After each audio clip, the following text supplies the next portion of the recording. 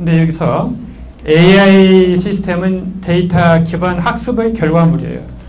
그러니까 인터넷상에 있는 많은 데이터를 이렇게 분석을 하고 그게 자체가 이제 학습이죠. 그 학습을 통해서 그 AI의 어떤 지식 구조가 형성이 되는 거예요. 그 다음에 이제 AI 시스템의 성능은 그 기반한 데이터의 품질에 엄청 좌우가 돼요. 그래서 내가 좀 기반한 데이터가 굉장히 치우친 데이터다. 특정 어떤 그 집단에만 제한된 그 데이터라면 그 AI가 학습한 결과도 거기에 의존할 수밖에 없어요. 그래서 우리가 이제 AI를 잘 다룰 수 있으려면 AI한테 뭐 일을 시켜봐서 결과물이 내가 생각한 거 좀 이상하면 이건 좀 뭐가 문제가 있다. 그런데 우리 이제 수학이나 확률 통계하신 분은 이게 어떤 거에 문제가 있을 것 같다라고 해서 AI를 재트레이닝을 시킬 수 있는 이제 노하우가 생겨요. 이제 그걸 여러분한테 좀 안내해 드리고 싶어서 오늘 여기에 왔습니다. 다음에 이제 데이터 기반 학습의 기본 원리는 이제 통계학과 확률론인데 이 통계학과 확률론을 잘 하실 수 있으려면 통계학과 확률론이 어떤 언어로 되어 있냐면 수학이라는 언어로 되어 있어요. 그래서 수학을 잘 알고 있으면 기본적으로 통계학과 확률이라는 그 학문을 그 고급 언어로, 수학에서 배운 고급 언어로 우리가 잘 이용을 해서 AI라고 하는 거를 잘 개발할 수도 있고 품질을 개선할 수도 있어요. 다음 페이지. 그다음에 이제 AI 시대의 중요한 직업 분야를 먼저 이제 말씀을 드릴게요. 이게 이제 여러분들이 관심이 있을 것 같아서 기본적으로 뭐 AI 개발은 기본적인 거고 데이터 과학. 그러니까 데이터라는 게 우리가 보는 숫자로만 된 데이터가 아니고 영상도 있고 시그널도 있고 그다음에 이제 그 영화 같은 그 연속된 영상들의 그 스트림 그런 데이터도 있고 그다음에 또 우주에서 오는 데이터들은 굉장히 많은 다양한 그 색채와 시그널로 그 구성된 데이터들이죠. 그런 데이터들을 기계가 읽고 분석할 수 있게끔 이렇게 변환시켜주는 그런 모든 게 다 데이터 과학에서 하는 내용이고 그 다음에 또 하나는 이제 그걸 또 분석을 해서 그 안에 숨어 있는 정보가 뭔지 그 다음에 그거를 그 안에서 그러면 다음에는 어떻게 될지 그런 걸 유추할 수 있는 그런 모델을 개발하는 것까지 다 포함해서 그게 데이터 과학이에요. 연관지어서 이제 로보틱스는 그것이 이제 기계적으로 작동할 수 있는 시스템으로 이제 그 만든 거고요. 그다음에 이제 사이버 보안이라는 건 모든 게 다 기계적으로 자동적으로 이렇게 되기 때문에 그 기계는 인간이 할 수 없는 스피드와 디테일이 있죠. 그러니까 그 사이버 보안도 그만큼 더 섬세해지고 스피디하고 그렇게 돼요. 그래서 이제 거기에 맞춰서 그 AI라는 것도 그게 스피드와 디테일에 맞는 AI 시스템을 개발해야 되겠죠. 그래서 이제 사이버 보안이 더 이제 중요한 분야가 되고, 그다음에 이제 AI 윤리, 이것도 이제 굉장히 중요한 분야인데, 왜냐하면 이게 우리가 많이 보는 딥페이크 혹은 뭐 가짜 정보, 그 내초에서 연구한 결과에 의하면 가짜 정보가 진짜 정보에 비해서 이 전파 속도가 제 기억으로 한 2~3배 정도 빨라요.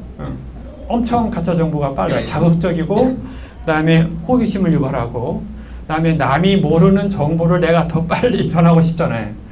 그게 이제 그 가짜 정보의 속성이에요. 그래서 그런 거를 빨리 탐지를 할 수 있어야 돼요. 그거는 이제 인간이 할 수 없고 기계적으로 해야죠. 왜냐하면 디테일과 스피드가 워낙 인간이 그 차원을 넘어서기 때문에, 마찬가지로 이제 개인 정보 노출도 그 디테일이 굉장히 심하고 속도가 빨라지기 때문에 그걸 빨리 캐치할 수 있는 그 장치를 개발해야 되죠. 이런 부분이 이제 AI 윤리인데, 단지 AI 윤리가 문과적인 성향이 아니에요. 모두 이제 디지털하고 그 스피디하고 디테일이 심한 그러한 그 디지털 세계에서의 윤리예요. 그걸 우리 어떻게 가짜 정보를 탐지하고 딥페이크를 탐지할 수 있는지 그 기술을 개발할 수 있으려면 그 개발 과정은 물론이고 수학적인 모델도 알고 있으면 훨씬 이 분야의 전문가가 될 수가 있어요.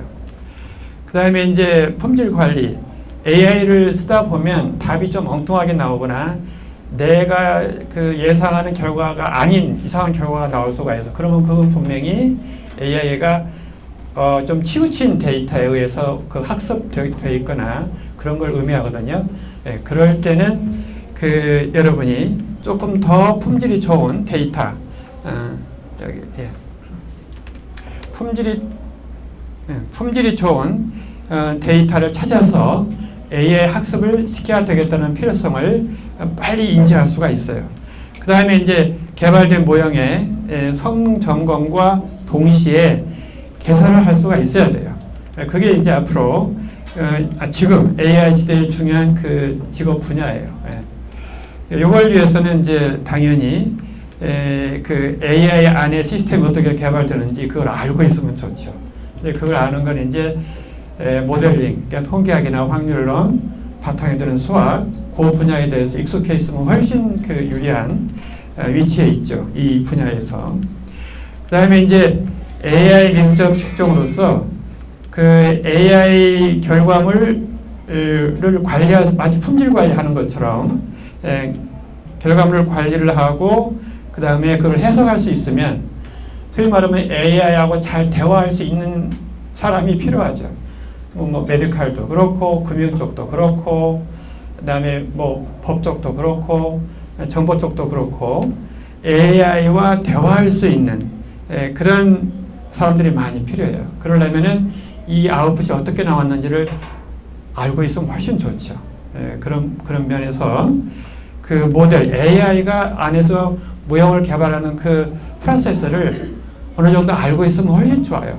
AI하고 대화하기가 또는 AI를 부려먹기가. 그다음에 이제 여기 보면은 예를 들면 그 프롬프트 엔지니어는 뭐냐면 AI가 잘 일을 할 수 있게끔 내가 명령을 주는 거예요. 여러분들 이제 AI 많이 사용해봤겠지만 이상한 명령을 주면 원하지 않는 엉뚱한 답이 나오죠. 그래서 내가 원하는 일을 정확하게 시킬 수 있는 그 언어들을 써서 그 AI를 부리는, 잘 부릴 수 있는 그 사람. 그게 이제 프롬프트 엔지니어예요. 그것도 역시 AI의 속성을 좀 잘 알고 있으면 훨씬 잘 할 수 있죠. 그 다음에 품질 있는 좋은 데이터로 AI를 학습시키고 그 다음에 결과를 잘 분석할 수 있으려면 소위 말하면 AI 결과를 읽으면서 AI와 대화할 수 있으려면 AI가 어떻게 요 결과물을 냈는지를 알고 있으면 훨씬 좋죠. 그다음에 바로 이제 확률과 통계학, 그냥 아주 그냥 수상적으로만 얘기할게요. 통계학은 데이터로부터 과학적인 정보를 추출하는 방법을 연구하는 학문이에요. 모든 데이터는 항상 노이즈가 있어요. 그러니까 어떻게 하면 노이즈를 벗겨내거나 아니면 그냥 노이즈와 정보가 있는 걸 함께 버무려서 그 안에서 그래도 정보를 뽑아낼 수 있는지 그 방법을 연구하는 게 통계학이에요. 그러니까 AI를 잘 다룰 수 있으려면 통계학적인 그 노하우가 잘 돼 있는 게 좋아요. 그래야 그 결과물을 왜 이런 결과가 나왔는지를 내가 이렇게 읽을 수가 있거든요. 그 다음에 이제 확률론은 불확실성을 수학적으로 표현하고 그 특성을 연구하는 학문인데,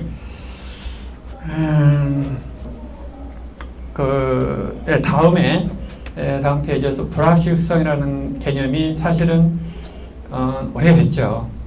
오래됐는데 그걸 최초로 수학적으로 표현한 그 결과가 있어요. 그걸 이제 그 뒤에 소개해 드릴게요. 그 다음에 세 번째, 확률론은 과학적인 정보 추출 방법 연구에 필요한 이론적인 팩. 왜냐하면 이게 데이터 자체가 늘 노이즈와 함께 있고, 노이즈라는 건 사실은 이게 불확실성이 하여튼 그 결과물이죠. 근데 그거에 어떤 수학적인 성질을 표현할 수 있으면 그 노이즈를 다루는 데 굉장히 유리하죠. 그래서 이 확률론은 과학적인 정보 추출하는 데 있어서 아주 중요한 도구예요. 불확실성을 그 수학적으로 표현해서 처리할 수 있는 그 방법을 연구하는 게 확률론이니까. 그 다음에 이제 수학은 저런데 얘기했지만 언어예요, 언어. 그러니까 확률론과 그 통계학을 연구하고 개발할 수 있는 데 필요한 그 언어가 수학이에요. 그러니까 기본적으로 수학적인 어떤 그 언어가 없으면 여기가 굉장히 좀 버겁죠. 시간도 많이 걸리고 많이 불편하죠. 그다음에 이제 AI와 확률 및 통계학을 보시면 AI에서 나오는 예측. 예를 들면 이 환자는 어떤 암의 몇 기일 거고 수술을 해도 뭐 생존 확률이 몇 프로일 겁니다라고 예측을 하죠. 그건 전부 다 확률적인 추측 결과예요. 그러니까 그걸 이용하는 사람은 이게 어떤 프로세스로 나왔는지 알면 훨씬 그 AI가 내보낸 결과물을 사용하기가 유리하죠. 그 다음에 AI 그 예측을 위한 모델은 통계적인 모델 개발 절차를 따라서만 돼요. 그 안에 보면은 눈에 보이지는 않지만 모든 것이 이제 통계적인 절차에 의해서 그 모델이 개발되고 그 모델에 준해서 이 AI가 예측하는 거예요. 그냥 가볍게 그냥 통계학의 이제 정보 통계학과 학생들 같으면 이제 개론 수준에서 들었겠지만 통계학은 크게 보면 데이터를 잘 다루는 학문이에요. 그러니까 우선 가시적으로 데이터를 비주얼리 이렇게 잘 이렇게 표현해서 이 데이터 안에 숨어 있는 스토리가 뭐지라고 하는 걸 그 캐치하기 위해서 다양한 방법으로 이제 그 비주얼라이제이션을 하죠. 예를 들면 이게 월화수목금 3일 동안 그 우리 어떤 이 길을 통과하는 그 차의 종류, 승용차, 트럭, 그 SUV 몇 대쯤 되는지 그걸 이제 조사를 해서 이 전체 어떤 트렌드를 보려면 이게 그림으로 보면 훨씬 한눈에 확 들어오죠. 그런 분야가 이제 그 그래프로 비주얼리 자료의 속성을 보는 그런 통계를 이제 우리가 기술 통계라고 그렇게 불러요. 그 다음에는 이제 또 하나는 예를 들면 여기서처럼 여기서 하면 되는구나. 여기서처럼 이제 5, 6, 7, 8, 9 5개월 동안 어떤 도시에서 오존량, 그 다음에 태양의 그 빛의 강도, 그 다음에 풍속, 온도, 여기 이제 화씨로 된 거예요. 그 다음에 이제 이건 달, 이건 5월 1일, 5월 2일, 그런 뜻이에요.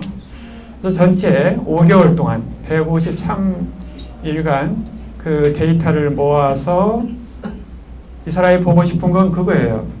그 오존 양이 5월부터 9월 사이에 차이가 있나? 그걸 이렇게 좀 볼 때 그냥 그림으로 보면 훨씬 이게 한눈에 들어오죠. 예를 들면 이제 7, 8월에 훨씬 오존 양이 많구나 하는 걸 이런 게 하나의 이제 그 그림으로 비주얼리 자리의 속성을 보는 하나의 그런 분야가 있어요. 그다음에 이제 그 외에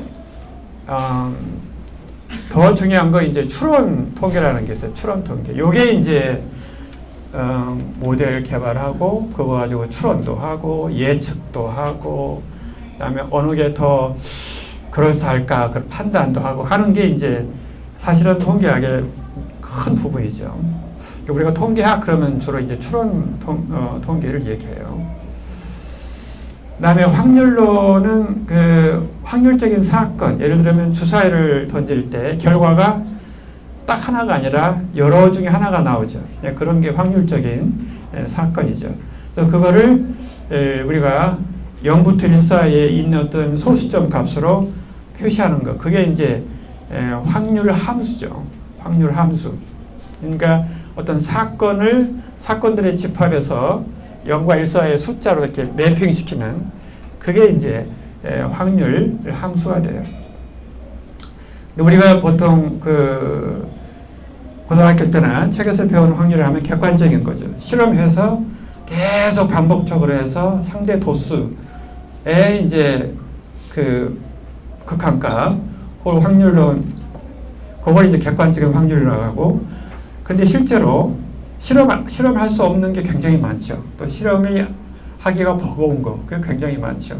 예를 들면 100년 후에 지구가 멸망할 확률, 그런 거 이제 실험할 수 없는 거죠. 근데 우리가 인간 사회에서 이런 류가 굉장히 많아요. 그러니까 비즈니스 모델도 그렇고, 예를 들면 이제 뭐 금융에서도 새로운 회사에다가 뭐 투자할까 말까, 성공할 확률이 얼마일까, 그런 거는 이제 개인적인 어떤 전문적인 지식이나 고에 준해서 어떤 확률을 매기죠. 그게 이제 주관적인 확률이고, 이것도 거의 수학적인 이론에 다 맞게끔 개발이 잘 돼 있어요. 이제 제가 말씀드린 부분이 오차 곡선이에요. 오차.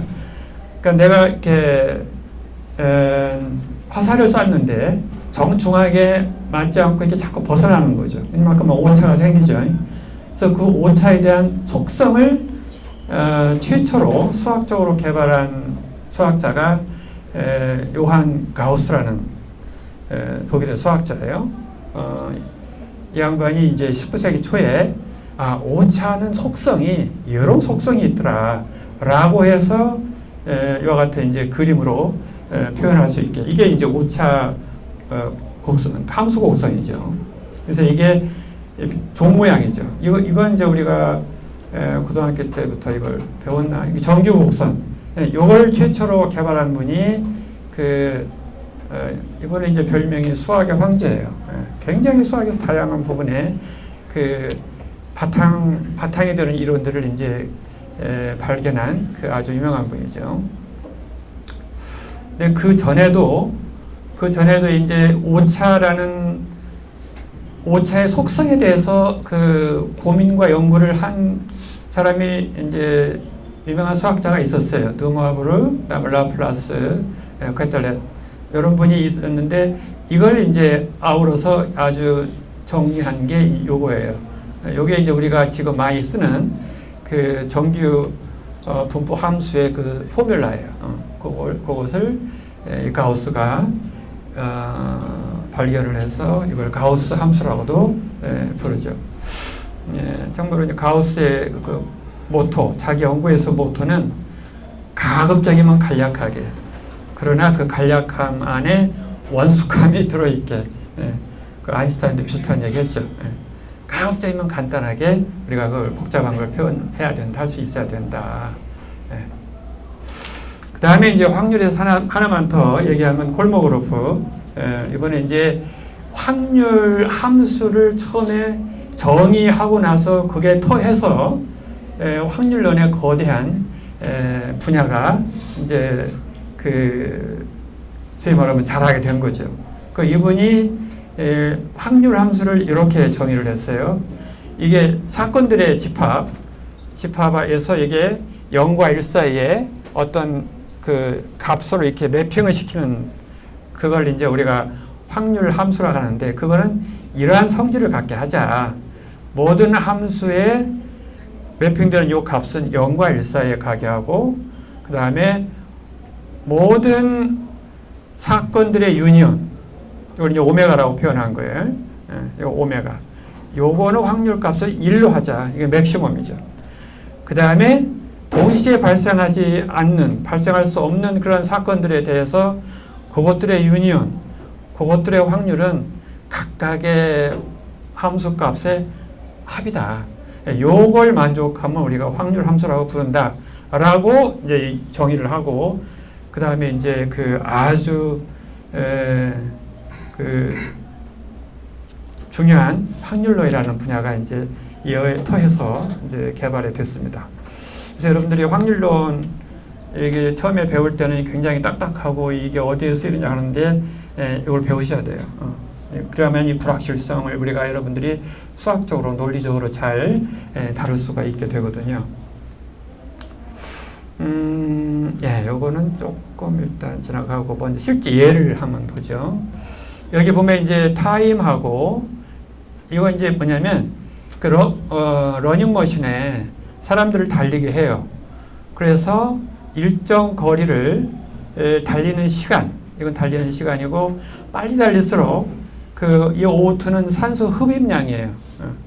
그러니까 빨리 달릴수록 산소 흡입을 더 많이 하겠죠. 우리가 직관적으로.